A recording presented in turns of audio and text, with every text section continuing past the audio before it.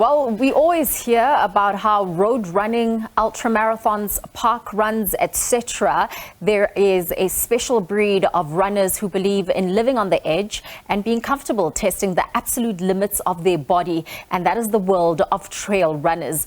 Joining us via Zoom, we have one of the world's top trail runners, and his name is Ryan Sands. Good evening, Ryan, and welcome to Full View. Good evening. Great to be on the show. Fantastic. Well, someone like you would look at a Comrades Marathon, a Two Oceans Marathon, and think, you know what, I'm not going to participate in these ultra marathons. Rather, I would take on the Himalayas, and the deserts. What made you venture into that route? Yeah, I think for me, what I love about trail running is adventure and the outdoors and being out in the mountains or the jungles or the desert. So I love the unpredictability of it, and I always say trail running and ultra trail running is more than just a sport for me. It's a lifestyle, and for me, being out in the trails is a form of meditation and just really being able to disconnect from the reality and the busyness of everyday life. It's so interesting that you would say it's like meditation when it is so grueling. It needs you to have that endurance, that mental strength. How do you prepare for such conditions? Because sometimes you're out there for 6 to 7 days, 250 kilometers. What do you even carry with you on such? Yeah, so preparation-wise, the thing that I really enjoy about trail running is that every race is different. Some races you have to prepare for really hot conditions. Other races you're running in Antarctica and it's below freezing. Sometimes, like when I've run across the Himalayas, it's been really high altitude, so you're running at plus 5,000 meters. Some of the peaks are over 5,500 meters, so it's getting used to the altitude. Some races are like multi-day races, so you're running kind of for consecutive days. Other races are just like single-stage 100-mile races. So I think it's how I prepare. It's always like very specific to the specific race. Currently, I'm training for a 100-miler. So last week I did about 28 hours of running. So a lot of running, high volume. So just getting used to spending time on your feet.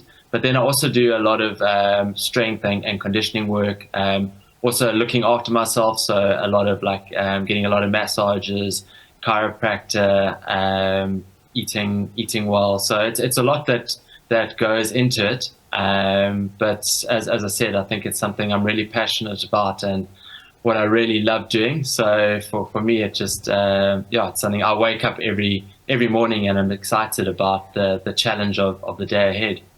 It must be very exciting, but also in the conditions that you might find yourself in, danger is always lurking.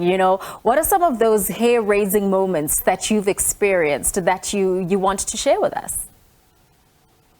Yeah, there have been quite a few. I think something that pops up would be running across the Himalayas. A friend of mine, Raina Crystal, and we ran across the Himalayas. So we ran the Great Himalaya Trail. So it was one side, we ran from one side of Nepal to the other along the Great Himalaya Trail.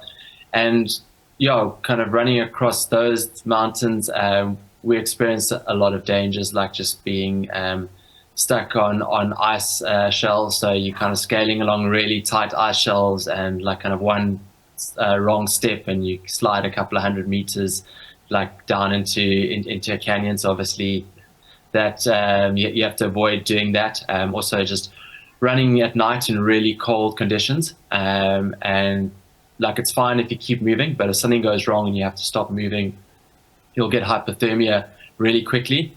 And then I've also done races, like a race in the Amazon jungle, where kind of snakes and insects and giant spiders are a big issue. And even, I guess, wherever you're on the trails, there is always some form of risk or danger. I remember running in the US and in America, and running into a bear a few times. I want to say a few times, it was two or three times. But they can be very territorial and aggressive. So I guess there've been lots of situations that have been in danger. But I think that is part and parcel of trail running and the outdoors. have been doing it for 16 years now, and I would say, like, yeah, I've kind of run into danger a few times, but luckily not too many times. You know, I'd ask for hair-raising moments, and I just realized that you've mentioned life-threatening moments, you know, which also speaks to just your bravery and your courage, which is also a testament as to how you conquered, you know, those desert races in Chile and China, you know, Sahara Desert in Egypt. Maybe let's chat about that and also look forward to then what's next for you, because you really are the king of the desert at the moment. Thanks. Yeah. So I guess with my career, I started off doing a lot of the multi-stage races in the deserts, like across the Gobi Desert in China and Sahara Desert, where the temperatures are extremely hot. So I remember in the Sahara, I think on 2 of the days, the temperatures reached high 50s, the low 50s. So I don't think it was 52 the one day and 54. So it's just extremely hot. So it almost feels like you're suffocating. It's like you're running along with a paper bag on your head. It feels like that.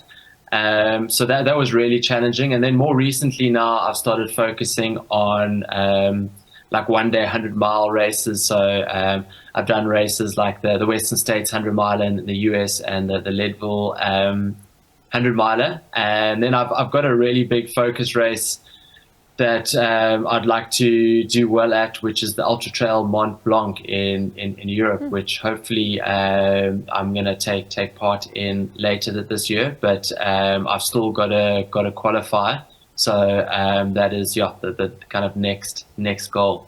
Ryan, you're absolutely phenomenal, truly, truly exceptional in terms of what you have achieved. And there is also so much more that is coming from you. We'll be keeping a keen eye on your career. That is Ryan Sands, really the world's top trail runner, chatting to us about those moments where he conquered some of the biggest deserts in the world, looking at 6 to 7 days, 250 kilometers that he conquered. That is Ryan Sands. Let's leave it there for now.